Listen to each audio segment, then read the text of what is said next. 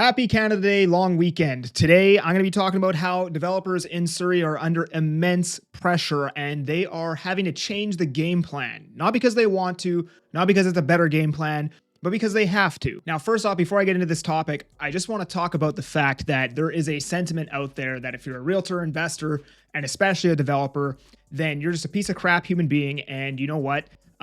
You deserve this. You deserve everything bad that has ever happened to you because you're just human garbage. And I think it's very easy to demonize people, but I think if you talk to most people, you'll probably find out that, they're decent human beings, right? And, it's brutal to see what's happening right now in the development industry with, bankruptcies, insolvencies, and then, of course, now layoffs has been the newest thing. So it's not just the developers. It's also normal everyday people, which developers are. They're normal everyday people too. But also just the people that work at these companies are losing their jobs now as well because of this. So I reject that. I don't think that these people are bad people. I actually think what they're doing is a very good thing. And a lot of these developers are, friends. They're, even some of them are clients of mine. They've bought and sold properties with me. I have very good relationships with with a lot of the marketing teams that sell these projects. So I'm by no way saying that this is a good thing. I think this sucks to see. But today, in the latest, high-rise condo projects in Surrey pivoting to rental amid market downturn. While a market downturn definitely creates problems for developers of projects that are in the planning stages, the simplest solution can be to pause the project. For developers of projects that have already been designed and approved, however, a market downturn creates a different set of issues altogether, and there may not be one clear solution. This market downturn can generally be attributed to buyers remaining on the sidelines amid economic uncertainty in both the residential resale and presale markets. As such, it has become difficult for developers to secure the number of presales they need in order to get their construction financing and begin building out the projects. So it's not just that buyers are on the sidelines. The West Group guy, Bo Jarvis, I think his name is, he was saying, I think he put it very well, this is a cost of delivery crisis, right? It is very difficult. Like developers, if they sold these units at the number that, is close to market value today, they would be losing a ton of money. Like there is very little absorption above $500,000 in basically anywhere, right? However, I did run the numbers, and if you're under like 420,000 now in Surrey Central, that's a pretty decently, I wouldn't say it's a hot market, but things are moving. It's a 19% sales ratio. That market is moving, but the problem is when you're talking about pre-sale concrete, like the average price of a unit in that building is probably 650,000. Your two beds are over 700K. Your one beds with parking are probably in the starting low sixes, ranging all the way up to high sixes. Your studios are, I think I saw a project launch somewhere in like the mid 300,000s, but for the most part, a lot of the studios now are going to be in the low fours when you're talking about concrete in Surrey Central. And there's just no absorption at these prices anymore. And developers can't lower the prices because their cost to build is so high. So they go on to say that for projects that are ready to go, pausing may not always be the best solution because they may have mortgages that need to be paid, and delaying a project can result in additional interest and overall costs. They also have staff too that they have to pay. In the current market, it's also unclear where exactly light at the end of the tunnel is, not to mention when it will arrive. Thus, for developers in this kind of position and who want to push through with their projects, many have turned to the solution of revising their projects to replace condos or commercial space with rental units, bypassing the need for pre-sales. So now they don't need to pre-sell these units and sell out 50 to 70% of the units to get financing. If they move it to rental, they can just get the financing and start. In recent weeks, whether a coincidence or not, a trio of high-rise projects in Surrey that have already been approved by the city have become the subject of this exact kind of revision. And I think there is going to be more because I know there is several other projects right now that we're trying to sell or either currently trying to sell right now. So I would expect to see, I don't know, I think we would probably see more. So anyways, the first one being Tangerine Developments at a land assembly comprised of 188 Wally Boulevard and 189 137 A Street, which is, if we go to the map, so this is basically the start of King George Hub right here. These buildings were built by Concord Pacific. This is Park Avenue, Park Boulevard right here. And we're talking about this lot right here. That's Georgetown. You have the Canadian Tire right there. So these guys, a few blocks north of King George Station, Tangerines Developments has previously proposed a 33-story and a 38-story tower with a total of 822 strata units.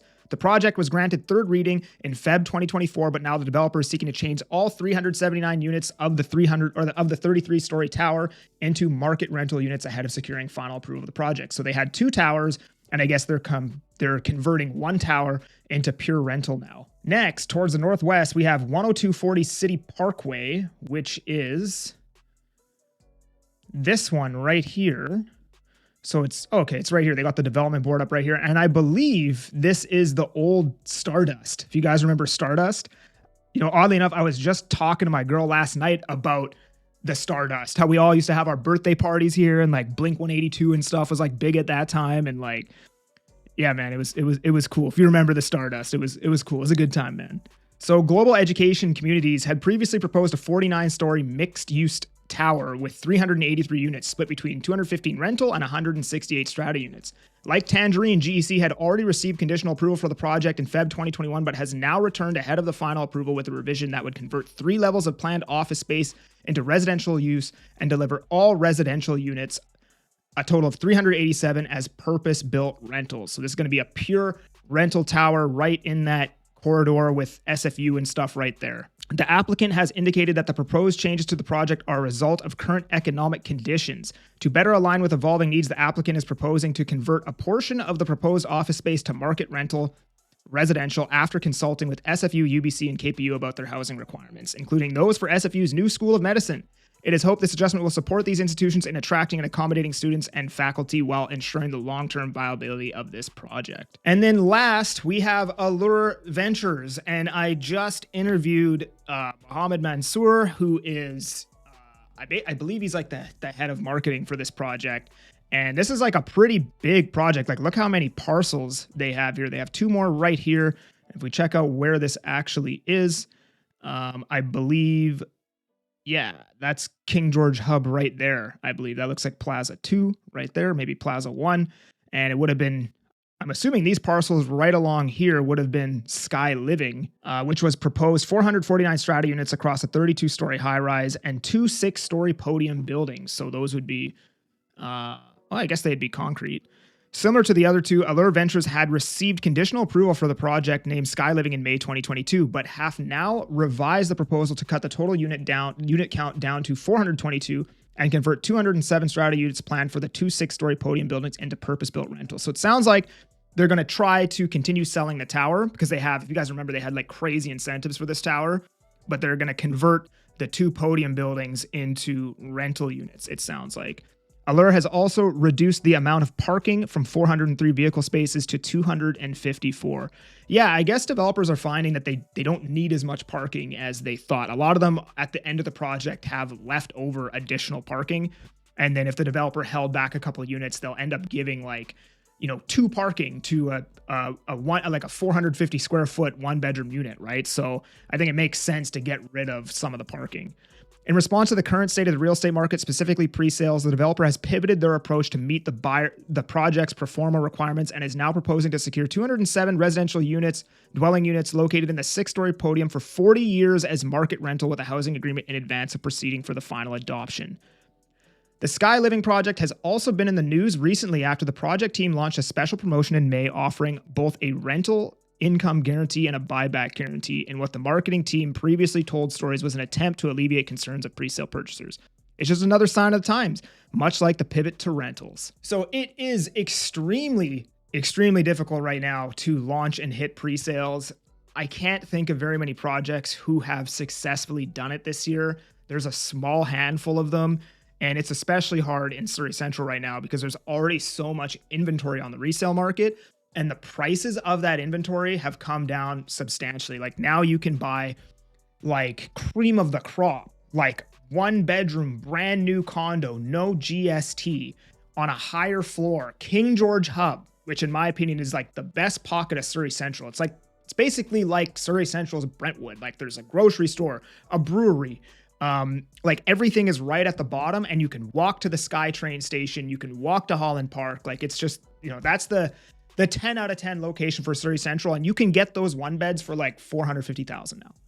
And, if you were to pre-sale that unit, I'm going to guess you'd have to sell it for like $650K, somewhere around there, maybe $630, definitely over 600,000 for like a good one bedroom with parking on like the 15th floor. I think you're going to be well into 600,000s for something like that pre-sale, but on the resale market now, you're well under 500,000 for that. So as somebody who's launching a pre-sale, that's going to be very difficult to compete with. You're going to need, there's a very small subset of buyers who are going to be willing to pay that premium for the 3, 4, 5 year long completion. So that's it for today, man. I mean, it is extremely difficult to be a developer in this in this market right now. Like I couldn't imagine building a business for, like, how many developers have been building a business for decades, and because of one market cycle, they've gotten wiped out. Assets gone, money gone, business gone, everything gone in one market cycle. I'm not saying that's what's happening to these guys. They're obviously pivoting and, likely going to weather this storm because of that pivot. But it's, it's just, it's crazy times we're living in right now. But if you enjoyed the video, like, subscribe. If you want to chat with me about buying or selling, link down in the description. Otherwise, I'm that Agent Kelly. I'm making moves to move you. Peace.